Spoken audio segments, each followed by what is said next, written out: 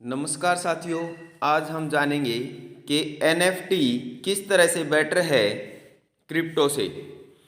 Crypto के पीछे कोई भी फिजिकल कंपनी या कोई भी फिजिकल स्ट्रक्चर नहीं है, ये केवल डिमांड एंड सप्लाई पे काम करता है। जिस तरह से हम किसी कंपनी का शेयर खरीदते हैं, टाटा का शेयर खरीदा तो टाटा उसके पीछे है, टाटा कंपनी। बाटा का अगर शेयर खरीदते हैं तो बाटा कंपनी उसके पीछे है। इसी तरह से अगर हम किसी बैंक का शेयर खरीदते हैं, मान लो HDFC का शेयर खरीदा तो HDFC बैंक जैसा परफॉर्म करेगा वैसा ही उसका शेयर भी परफॉर्म करेगा, लेकिन क्रिप्टो के पीछे कोई बैकअप नहीं है।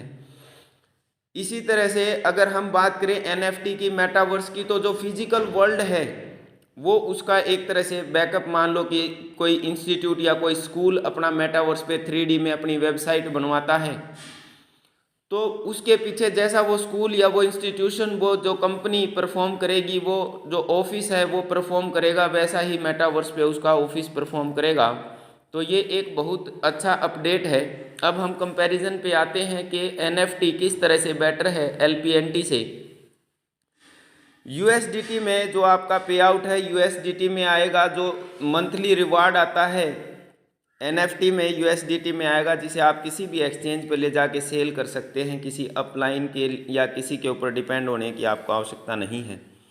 LPNT जो अपना क्रिप्टो था उसमें ई कैश या USLD आता था, जिसको कैश कराने में दिक्कतें आती थी कई बार। दूसरा पॉइंट इसमें बनता है कि आपको 6% लेने के लिए लंबे समय तक इंतज़ार करना पड़ता था। अपने मूलधन को जो इन्वेस्ट करना पड़ता था, 5 साल के लिए इन्वेस्ट करेंगे तब 6% आता था। अब आपका अप्रोक्सीमेटली 6% पड़ रहा है 18 महीने वाले में भी। 18 महीने के लिए अगर NFT में आप अपना पैसा लगाते हैं तब भी अप्रोक्सीमेट 6% ही पड़ता है, आप कैलकुलेट करेंगे तो। तीसरा पॉइंट इसमें बनता है कि मूलधन की कोई गारंटी, आपके प्रिंसिपल अमाउंट की कोई गारंटी नहीं थी क्रिप्टो करेंसी में। जिसने 18 महीने पहले इन्वेस्ट किया था उसने 54% का रिटर्न ज़रूर ले लिया, लेकिन उसका प्रिंसिपल अमाउंट बहुत कम हो चुका है। आज अगर मैच्योरिटी लेता है तो वो लॉस में है फिर भी। लेकिन अगर NFT की बात करें तो NFT में जो पे आउट आपका जो प्रिंसिपल अमाउंट है उसका 200% का MSP तो दिया ही दिया गया है। मिनिमम सपोर्टिव प्राइस ऊपर कितना ही भी जा सकता है। फिर दूसरी बात इसमें आती है कि आपका जो अपडेट नहीं होंगे प्रोजेक्ट वो मार्केट से बाहर हो जाएंगे। इसके लिए अक्सर एग्जाम्पल नोकिया का दिया जाता है, राजदूत का दिया जाता है, और ऐसी बहुत सारी कंपनियां हैं जिनका एग्जाम्पल मार्केट में बहुत चलन में है। आगे बारी आती है कि जैसे आज इस क्रैश के टाइम में क्रिप्टो की पूरी मार्केट क्रैश हो चुकी है, तो हम देख पा रहे हैं कि बहुत सारे बड़े बड़े प्रोजेक्ट भाग चुके हैं। FTX जैसी एक्सचेंज मार्केट से बाहर हो चुकी हैं, जो वर्ल्ड की नंबर 1 एक्सचेंज बाइनेंस को टक्कर देने वाली थी। हमारा प्रोजेक्ट LPNT आज भी अगर मार्केट में खड़ा हुआ है, हमें सपोर्ट कर रहा है, हमें बिजनेस दे रहा है, हमें काम दे रहा है, तो हमें भी इसके लिए काम करना चाहिए। अब थोड़ा सा प्रकाश में डालूंगा कि वेब 3.0 क्या है।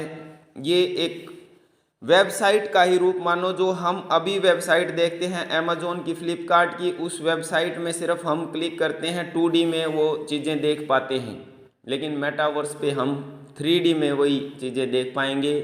हम एक VR सेट लगाएंगे और किसी भी मॉल में, टेम्पल में, किसी इंस्टीट्यूशन में हम विजिट कर पाएंगे। तो इन्हीं शब्दों के साथ आप सभी का धन्यवाद, आपने लास्ट तक वीडियो देखा, और आपसे गुजारिश करते हैं कि लाइक, सब्सक्राइब, शेयर ज़रूर करें ताकि औरों को भी इसका फ़ायदा मिल सके अपने प्रोजेक्ट में। तो थैंक यू, थैंक्स अलॉट दोस्तों। आप ऐसे ही आगे बढ़ते रहें, प्रोग्रेस करते रहें, इन्हीं शुभकामनाओं के साथ। जय हिंद, जय भारत, जय LPNT।